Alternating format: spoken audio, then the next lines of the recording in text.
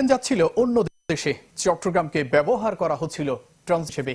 এমন তথ্য দিয়েছেন মাদকদ্রব্য নিয়ন্ত্রণ অধিদপ্তরের মহাপরিচালক খন্দকার মুস্তাফিজুর রহমান।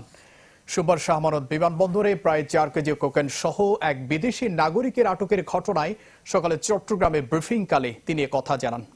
ঢাকায় অনেক বেশি নজরদারি থাকায় সবার চোখ এড়াতে চট্টগ্রামকে বেছে নেওয়া হয়। এই পাচারের সাথে জড়িত 2 নাইজেরিয়ান নাগরিকও ঢাকায় নজরদারিতে রয়েছে। এ ঘটনায় চট্টগ্রামের পতেঙ্গা থানায় মামলা হয়েছে। ব্রাজিল থেকে আরব আমিরাত হয়ে 13 জুলাই চট্টগ্রাম আসে বাহামার নাগরিক স্টাসিয়া শান্তেরোলি। সোমবার ব্যাগ সংগ্রহ করতে গেলে আটকে যায় ওই নারী।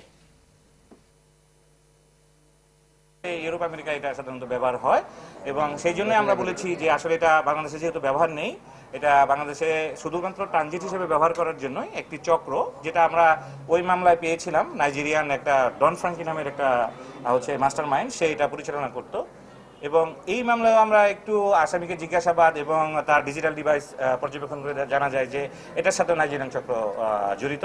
আসামিকে জিজ্ঞাসাবাদ করলে সব তথ্য পাওয়া যাবে যে এই কার নির্দিষ্ট কোথা থেকে আনছে, এর গন্তব্য কোথায়, কারা কারা মাঝখানে আছে, সব র্যাকেটটা আমরা বের করবো। ওটা দিলে গাড়ি গেছিল নেওয়ার জন্য, একটু এই খবরটুকু আছে। আর সেই মহিলা তো এ সম্পর্কে অবহিত না, মানে এলাকা সম্পর্কে কোন ব্যক্তি চট্টগ্রামের সেভাবে করার কথা না। নগদের কাছে সব গ্রাহকই প্রিয়, তাই তো সারা দেশে ক্যাশ আউট চার্জ সবচেয়ে কম।